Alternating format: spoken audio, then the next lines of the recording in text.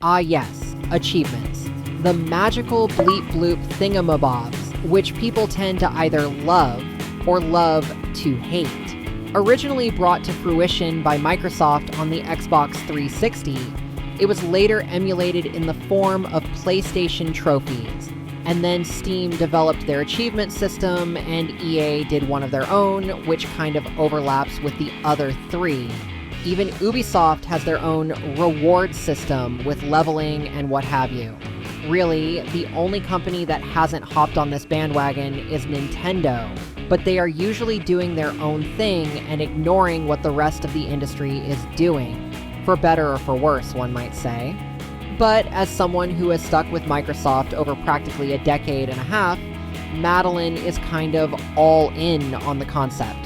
She had about 15,000 gamer score on an old account back in high school, though on her current account she just passed the milestone of a substantial 50,000 gamer score about a month ago. So that's neato.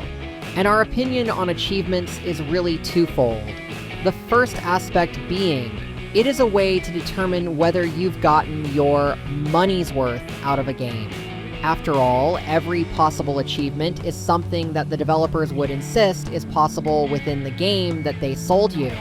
If they created an achievement that not even they themselves could achieve, well, Microsoft does have rules against that sort of thing, and it might not end well for them.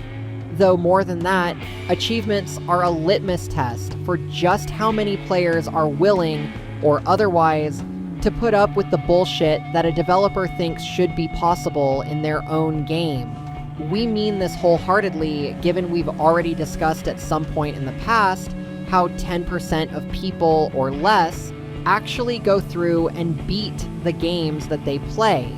And when it comes to post-game challenges, those numbers can easily drop below 1%, or even below 0.1%. We're going to set the precedent here that simply completing a rare achievement doesn't necessarily correlate to actual skill within a game. Many times, it is simply a measure of how much time a player has put in, as well as their patience in the face of, but thou must. Therefore, this video is going to mostly cover some of the most absurd achievements that Madeline herself has had the sheer stubbornness to put herself through when it probably wasn't worth it. Although, before that, we would like to mention there is a benefit to getting them, at least on the Microsoft side of things, because we subscribe to Game Pass Ultimate by playing Game Pass games for 18 days out of the month and getting one achievement per day in them. This adds up to nearly 2,000 reward points every month, meaning every 6 months, we can get a month of Game Pass Ultimate for free. And we don't know about you, but saving $40 per year is honestly pretty nice. Alright, time to get on with it. Really, the reason we're making this video has a lot to do with Star Trucker, a game we did cover in a previous video. When it first came out, a lot of people played it, but ultimately dropped it because there were, admittedly, a lot of problems. This caused the completion percentage for most of the in-game achievements to be very low. Simply beating the final mission and unlocking Terminus Link is something only 1/3 of 1% of players has actually done, and only 1/4 of 1% of players have actually maxed out their truck upgrades. But you know what's crazier than all that? Less than 1/8% of players have driven their trucks 2,000 miles in-game. That achievement should be really easy to pop in a game that's all about driving, but most people can't be bothered. Yes, admittedly, Star Trucker is low-hanging fruit for this kind of discussion, so let's turn to a more popular game instead. Let's talk about No Man's Sky. Yes, we're still on that original rhetoric, though you have to admit, it really is the better Star Trucker game without even trying to be. And the most extreme achievement in No Man's Sky is surviving a permadeath run to the center of the universe. When we did this in 2022, we followed the speedrun techniques of using alien portals to teleport literally to the Taco Galaxy. We wish we were making that up.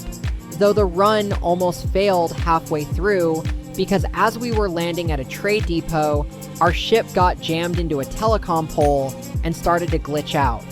It took multiple reloads just to unjam the ship, and we almost game overed as a result. But hey, we are now among the 0.1% of players who have accomplished this reckless pursuit for imaginary bragging rights. And speaking of pursuits, Need for Speed Rivals asks the player to achieve rank 60 in both cop and racer careers, while also getting 100 gold medals. These achievements all were done by 0.25% of players, and we ended up doing them twice. First on the Xbox One, and again on the PC through EA Play. We've said it a lot, but Rivals really is our favorite racing game. Yet we also have racing games on our list which are not exactly well favored. One of these is of course Forza Horizon 4. Being a game shipped straight from Microsoft Studios, it has a jaw-dropping 178 achievements totaling over 3,500 gamer score. Some of these achievements are simply not worth it. The Brick Challenge achievements from the LEGO Speed Champions DLC require you to do a total of 272 different and ever more absurd tasks across LEGO Island, and they will take you probably around 10 to 20 hours just to do them all.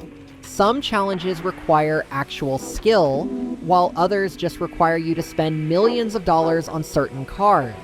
All in all, it's just a slog and a half to get done, meaning less than 0.5% of people have actually done them. More insane than that are the Eliminator achievements, which is, actual PvP Battle Royale.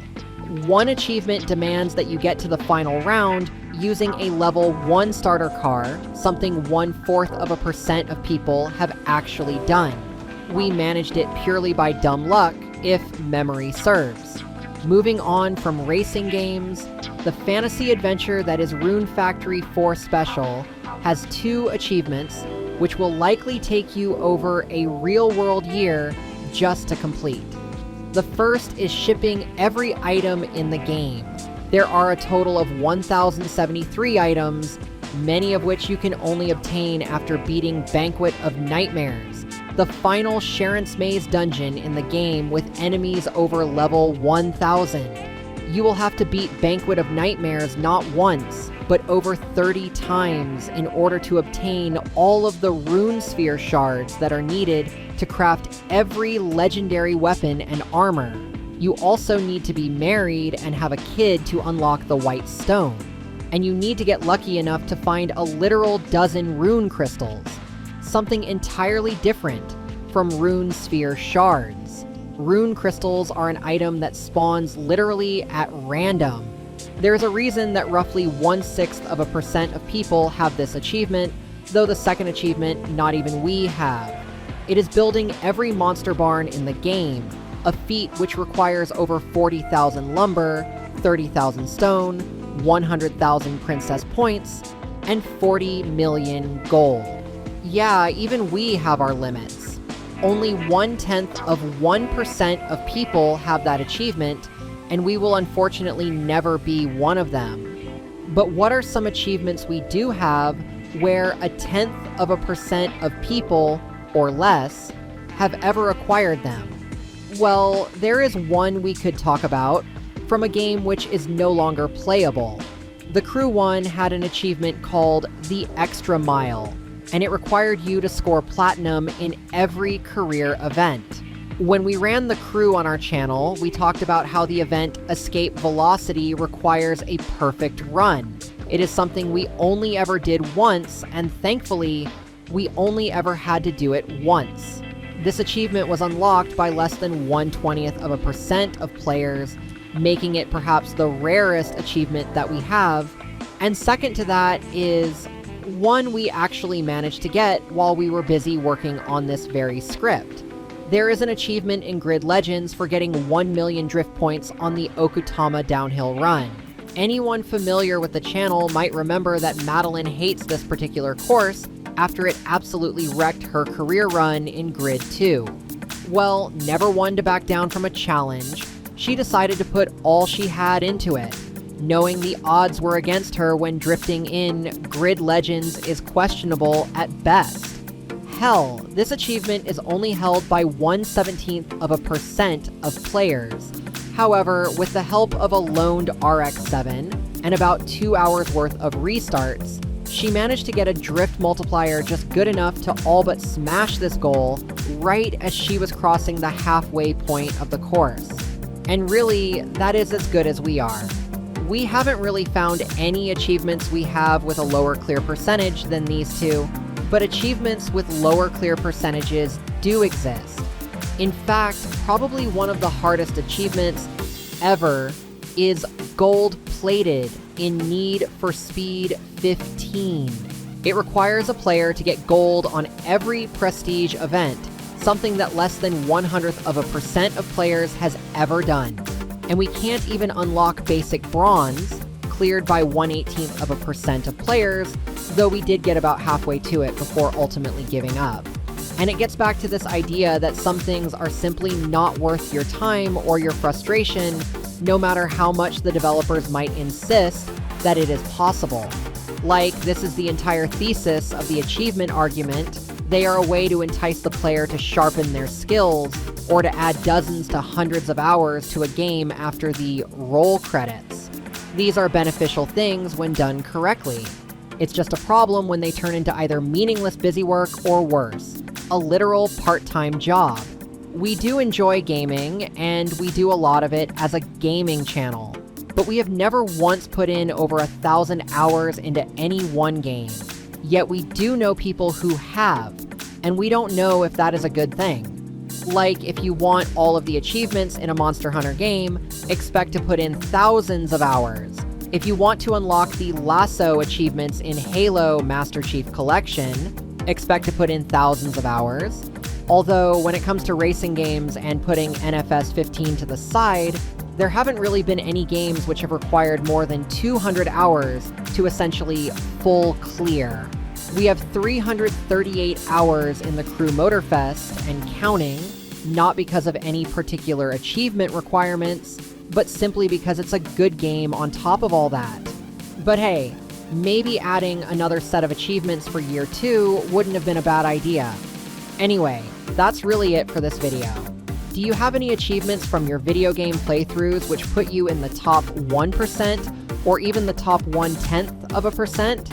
Feel free to let us know in the comments. Thank you so much for watching.